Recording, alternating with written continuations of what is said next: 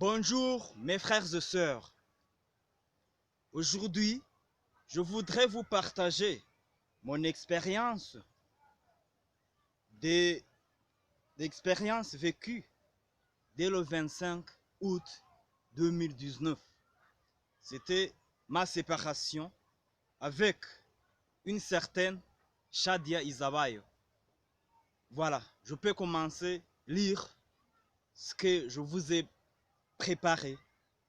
Comme ça, vous allez comprendre une partie de ma vie. Vous allez juste suivre les autres épisodes, mais cet épisode doit être juste la première. C'est la première épisode que je vais vous partager. Comme ça, vous allez comprendre ce que j'ai vécu, ma vie ici sur Terre. Vous voyez que les gens meurent, les gens naissent, et puis, donc dans la vie, on fait beaucoup de choses et on passe dans différentes expériences. Aujourd'hui, je voudrais vous lire juste ce que je vous ai préparé. Et puis, la prochaine fois, je vais encore vous préparer quelque chose de très important dans ma vie sociale, ma vie courante, tout ce que j'ai vécu sur Terre jusqu'au jour où je mourrai. Mais je suis encore en vie et grâce à Dieu, je pense que la vie continuera et toujours on sera heureux et on priera Dieu pour que nous puissions vivre des années et des années. Bon, je suis très heureux d'être avec vous, vous tous qui me regardez et vous tous qui écoutez ce que je vais vous partager. Je vous rassure que je serai très libre et indépendant en vous partageant ma vie. Et voilà, c'est ça. Ce partage contient de certaines pratiques qui sont un peu ignobles ou bien des pratiques après ma séparation avec une certaine Shadia Izabayo. Je vais vous partager aussi mes désolations, mes consolations étant avec les parents à la maison. Je vais parler aussi de mes attachements désordonnés aux femmes et le manque de paix à la maison. Je parle aussi de ma relation avec les parents à la maison, surtout le papa. La tentation de suicider, mais Dieu n'était pas prêt à m'accueillir ce jour-là. C'était le 6 décembre 2019.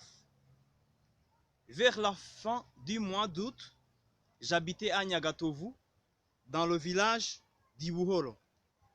Je logeais dans le ghetto d'une chambre et salon. J'y habitais avec Shadia Izabayo. J'avais peu d'argent. Je venais de prendre le salaire du boulot que j'avais commencé le 15 avril 2019. Il y avait aussi une amie belge qui m'avait envoyé de l'argent dans ces jours-là. Le temps est venu et j'ai commencé à avoir besoin de l'argent. Heureusement, je suis appelé par un Turc me disant qu'il y a l'opportunité de bosser pour juste une semaine. Dans les jours suivants ce boulot, l'enfer recommence. Shadia passe 3 jours dans la maison sans nourriture, alors que moi, je passais chez moi pour manger le souper et le déjeuner. Nous ne sommes pas convenus comment on va vendre quelques matériels qui se trouvent à la maison. Je me dis qu'il faut vendre le gaz en cachette. Je fais la chose et cela ne la plaît pas. elle décide d'aller appeler les autorités du village d'Ibuholo. Il s'agissait du chargé de la sécurité dans le village et les milices connues sous le nom d'Inyeragutabara. C'est le moment de s'expliquer entre Shadia et moi. Ma maman était présente. Il y avait aussi une petite foule qui nous entourait et nous nous sommes expliqués l'un à l'autre. On racontait nos expériences vécues ensemble et chacun parlait des faiblesses d'autrui. En fait, il y avait une crise financière. C'était vraiment le nœud de l'enfer. C'était vraiment le début de la mésentente et aussi de la séparation.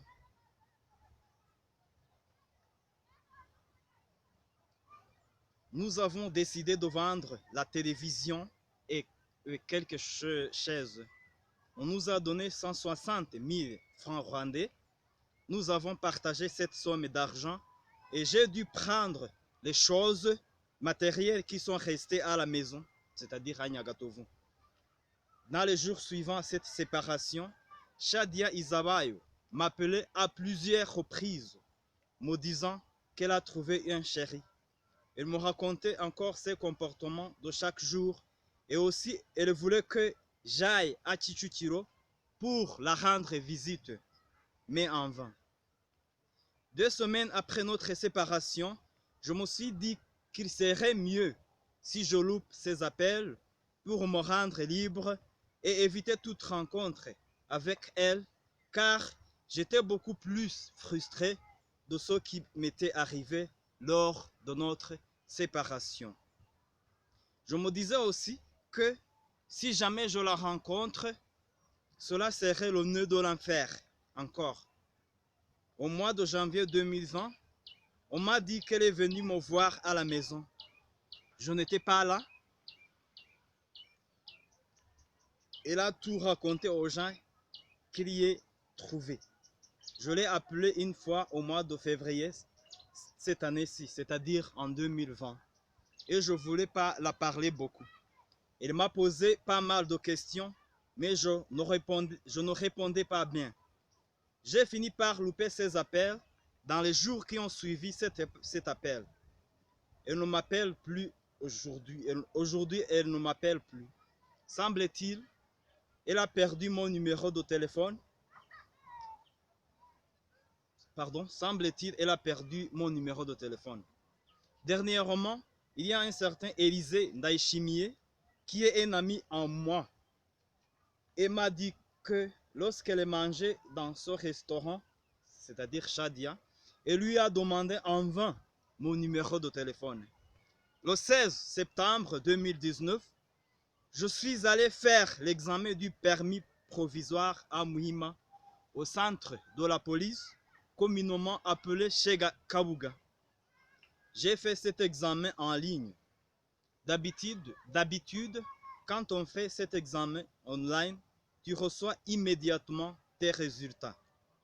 Je l'ai fait 2 fois successives. Pour la première fois, j'ai eu 9 sur 20.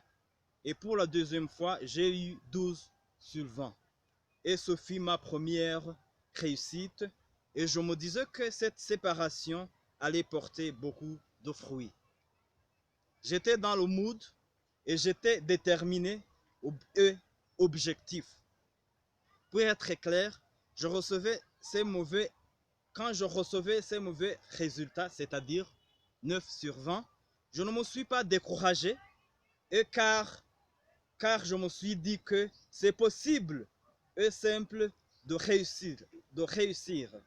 C'est pour cette raison que j'ai appelé immédiatement ma maman au téléphone pour qu'elle m'envoie encore 5 000 francs rwandais pour les inscriptions à ILEM Service.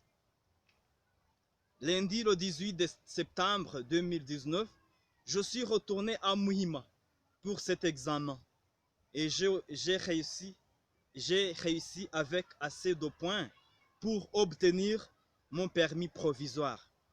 J'étais vraiment heureux, non seulement parce que j'ai réussi, mais aussi car ma maman disait qu'elle priait pour moi. J'ai aussi été heureux car avant de commencer l'examen, j'avais demandé la permission à une policière qui surveillait l'examen d'aller au cabinet d'aisance en vain. Et voilà, les résultats sont positifs. Le papa n'avait pas cru que j'ai réussi. Pardon. Le papa n'avait pas cru que j'ai réussi.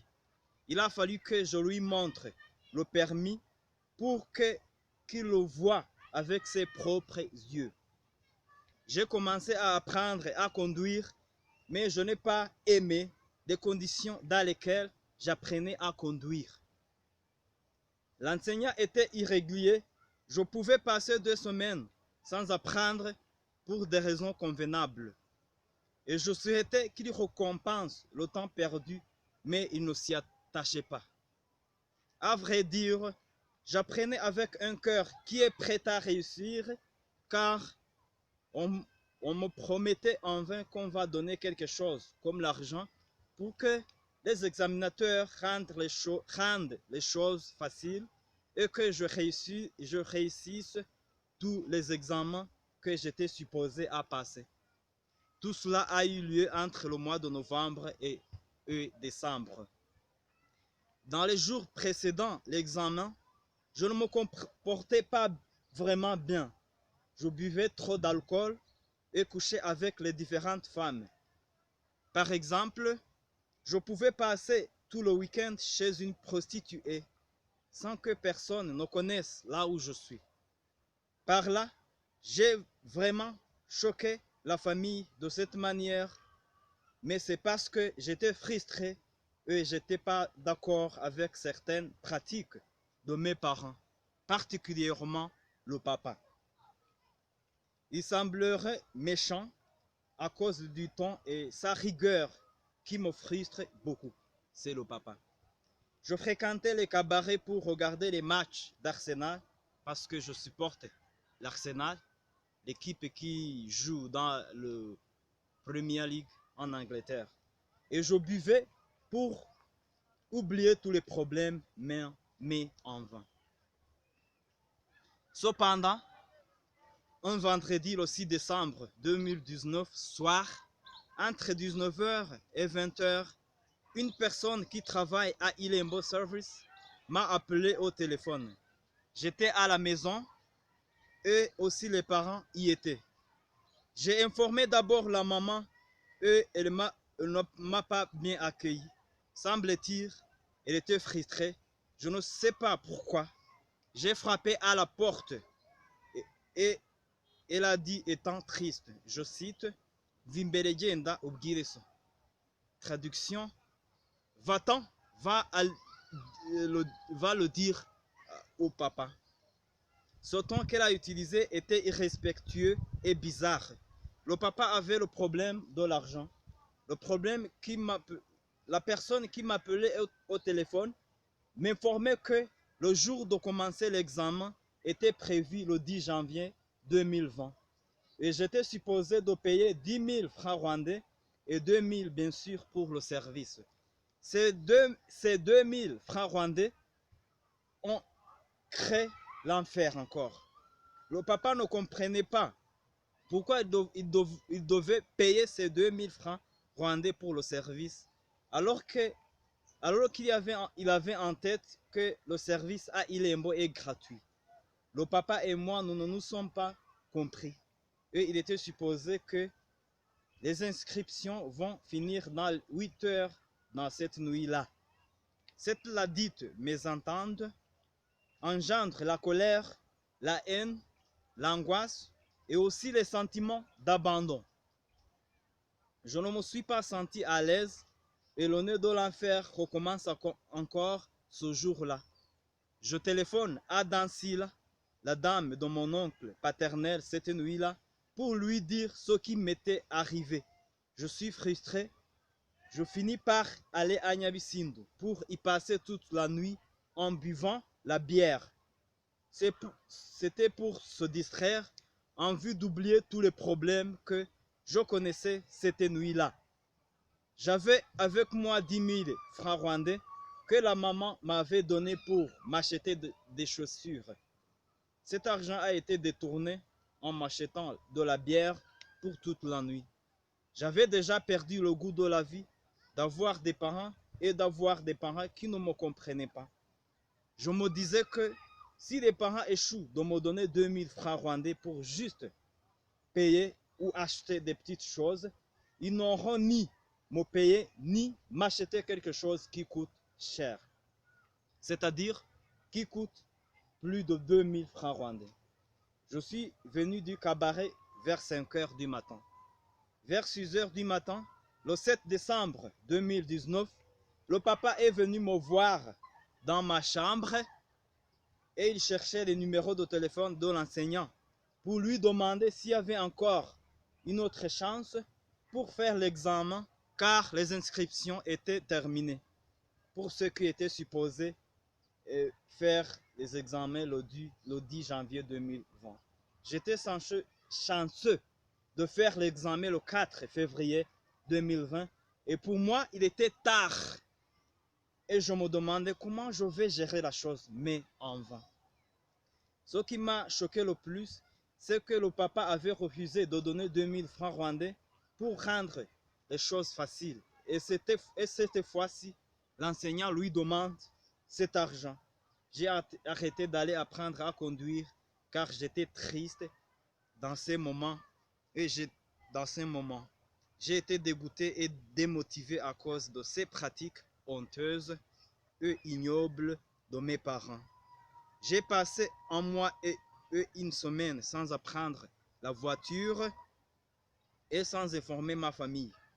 En fait, cette date du 6 décembre 2019, le nœud de l'enfer est créé et commence à se disposer et à apparaître. Je n'ai jamais oublié ce jour-là et je ne sais pas comment cet enfer va être oublié. Entre le 20 et le 25 janvier 2020, le papa m'avait déjà frustré encore une fois. Je préparais des frites avec les cuisiniers du restaurant chez moi. Et puis, le papa n'a pas bien vu ça. Il a été choqué et il a dit, il m'a grondé beaucoup. Un mardi, c'est-à-dire le 22 janvier 2020, j'écris une lettre à une certaine famille pour qu'elle m'héberge. Il s'agissait de dire que je suis devenu un problème et la famille était devenue un problème pour moi. Je devenais de plus en plus un problème pour eux. Je ne me sentais pas à l'aise vivant avec les gens qui, semble-t-il, me haïssent d'une manière ou d'une autre. Malheureusement, je n'ai pas été écouté. Le chef de cette famille n'a pas accepté ma demande. Il m'avait donné un rendez-vous le samedi, un certain mercredi, chez lui à Bivale, mais il avait invité bien avant les parents après avoir reçu ma lettre. Le 16 février 2020, j'ai passé mes examens et dans les jours que je me préparais à faire les examens, la maman me disait que le papa parlera aux policiers examinateurs des examens pour rendre les choses faciles, c'est-à-dire en Kinyarwanda, Bushiramo Imiyaga. Malheureusement, ce n'était pas le cas. Ce n'était pas le cas. Le papa n'avait pas déjà parlé aux examinateurs. J'ai passé les examens, mais j'ai échoué. C'était en circulation. Dans les jours suivant la fin de l'examen, j'ai pensé à m'occuper d'une manière ou d'une autre. Du lundi au vendredi, je fréquentais la bibliothèque du REB, Rwanda Education Board. Il y avait le Wi-Fi, c'est vers la fin du février 2020. J'y ai rencontré des chercheurs étudiants. Dans des conversations que j'ai eues avec eux, j'ai appris qu'il est possible de faire les applications à l'université du Rwanda. Et puis je me suis informé et j'ai commencé à me former le plus en demandant des informations aux différentes personnes. Le 20 mars, j'écris une lettre et je la donne. J'écris une lettre d'amour à une certaine fille de laquelle j'étais tombé amoureux il y avait 2 mois. Elle s'appelle Marie-Solange Ilumva. Je change mes comportements à cause d'elle et je vais raconter cela comme juste une petite expérience. Oui, c'est une fille qui était venue un jour, c'était vers la fin de décembre. Il était venu à la maison pour juste chercher, il cherchait quelqu'un d'autre. Bon, je lui ai dit, ce type-là, il habite là, je peux t'accompagner, te montrer là où le gars qu'elle cherchait habite. Mais c'est une expérience vraiment qui était un peu bien parce que c'est dans les moments de coronavirus que j'ai vécu avec elle. On était amis, mais on voit qu'aujourd'hui les choses ont changé. Les choses ont changé. Nous avons eu des problèmes. Il est toujours difficile de résoudre ça. Mais je prie pour elle et je lui ai demandé de prier aussi pour moi pour que les choses peut-être Dieu leur rendent facile et écoutant. Bon, cette fille-là, donc, je m'attachais à elle. Et il y avait, bon, je peux dire que je m'attachais à elle beaucoup. Parce que j'oubliais même les amis, les frères et sœurs, la famille, pour, pour ça. Bon, donc elle était toujours dans ma tête, mais c'est quelque chose qui est venu et je ne voudrais pas en parler beaucoup. Parce que ça il s'agit d'une vie privée, là. Mais peut-être dans la prochaine épisode, on va encore parler de ça. Je vais commencer par là, par cette petite expérience. Je vais préparer autre chose juste pour vous dire ce qui m'est arrivé. Bon, pour conclure, je voudrais juste dire que c'est une belle leçon. Jusqu'au jour où je vous parle, j'ai appris beaucoup de bonnes et mauvaises choses et j'ai appris, donc le monde m'a appris quelque chose. Euh, il y avait des moments douloureux et il y avait des moments heureux, bien sûr, mais quand même, ça existe et ça arrive dans la vie.